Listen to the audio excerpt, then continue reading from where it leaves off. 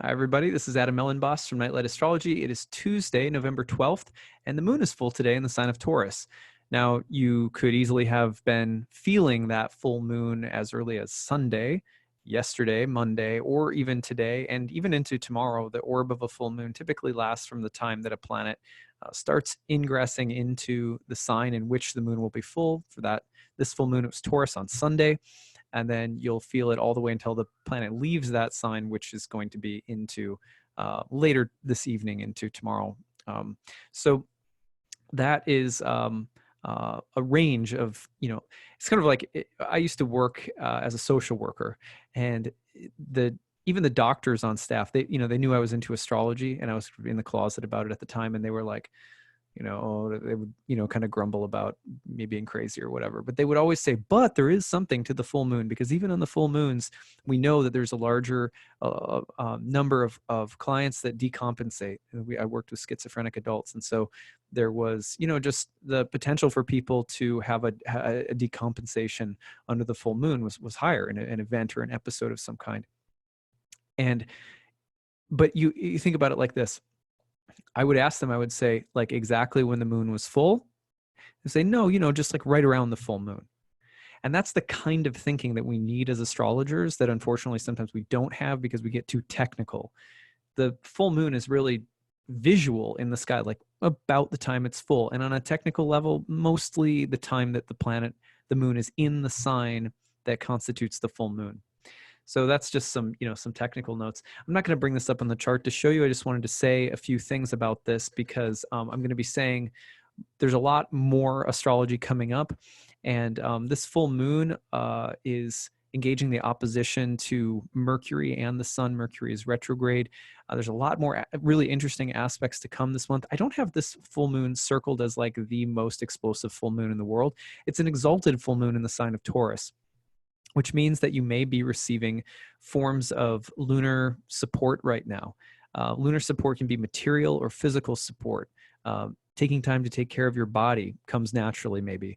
Or, you'll see memes of people in a bubble bath with a Taurus full moon, right? But the idea is tapping into that which is sensual, enjoyable, pleasing, as well as that which is grounded with the moon in an earth sign. This is an exalted place for the moon, which also means that the just fortunate events in life related to lunar things is peaking. So in ancient astrology, that just meant things like, anything from wealth to material opulence to sensuality, love, romance, beauty, fortune or favors from women, mothers, families. Anything lunar oriented will be sort of good. Now, that's a generalization, right? You can't take that too far. But this full moon is interesting because it's opposed to the Mercury retrograde in Scorpio. And we also have Mars in the other Venus-ruled sign of Libra right now, which is still, I did a video of Mars in profile yesterday, planets in profile with Mars in Libra yesterday. And you can watch that video. It's a conflicted Mars we're dealing with. It's a debilitated Mars. It's a lot of tension around Venus-Mars stuff right now, and the full moon reflects that as well, with the sun and Mercury retrograde in Mars's sign and the moon exalted in Venus's sign of Taurus. So yeah, there's a lot of tension between Mars and Venus in the sky right now. You may be feeling that as well. The complication in relationships, maybe family relationships, especially with the full moon in Venus's sign opposite the sun and Mercury retrograde in Mars's sign, or just intimate relationships where you're questioning how much you should keep the peace and how much you should provoke. There may also be, if you tend to be the kind of person who likes to provoke and likes to, you might be more direct or aggressive mentally, emotionally, in words, in speech. Then you may notice that this full moon is just asking you to chill out or take the foot off the gas pedal a little bit. Just, look for a more peaceful way of relating to other people. So the tension, though, between the need for peace and the need to confront, that's really on display with this full moon. There's only one other thing that I really want to say about this full moon, which is that in your birth chart, look at the house that Taurus occupies. For example, Taurus occupies my first house. I'm a Taurus rising, right? Full moon in my first house. You think about a new beginning, birth, inception, the start of something. And you also think about the emphasis on health and vitality in the physical body even more. So I started, I got back to the gym for the first time in a little while. It'd been a minute. I'm usually pretty good about keeping my body pretty clean and exercise oriented and stuff like that with yoga and so forth. But actually, it had been since like late August because of the closing of our yoga studio, which took up a huge amount of my time and space that I had been getting regularly in the gym. So this full moon, I was like, oh, I have to get back to the gym. As soon as Sunday hit and the moon moved into Taurus, I hit the gym. It was crazy. And all of a sudden, while I was there, I was like, look at that.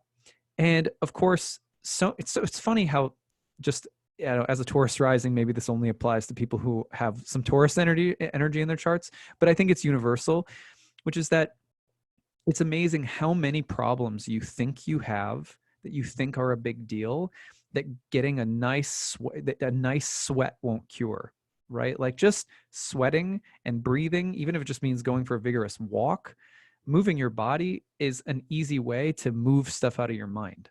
The stuff that you don't need, and the stuff that you do need that's there, you're approaching it from a more chilled out space because you took the time to work your body. And you're you know, so at any rate, I won't go off on a long rant about that. I'm tempted to, but but the point is, you know, look for things that can create peace or that can promote balance or harmony. And then look to the house position of Taurus in your birth chart. Whatever house it's in, that's where the call to do more Taurian things is happening right now. And it's important that you not just pay attention to it right around the full moon, but that's a balancing point for the intensity of the Mars energy that's been in the opposite house in your chart, right? So, you know, seventh house, right? I've been, you know, for me, like that's the house of marriage, right? So I've been helping my wife do a lot of things in terms of the turnaround from closing the yoga studio, which was really more of her gig. And then the balance, like, oh, I got to take care of my body, right?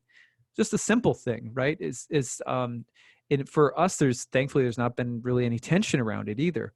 But wherever that tension is, just in terms of your divided time, energy, loyalties to, I should be doing this, or no, I got to take care of that. Just look at the houses of Taurus, whole sign house of Taurus and whole sign house of Scorpio, and see how the moon might be pulling you to make some balance there in that area. All right, that's what I've got for you guys. I hope you have a great full moon, and we'll be back shortly. We're going to look at Mercury retrograde, heading into a trine with Neptune. That's happening pretty soon, and a bunch of other transits we'll be looking at too. Okay, take care, everyone. Bye.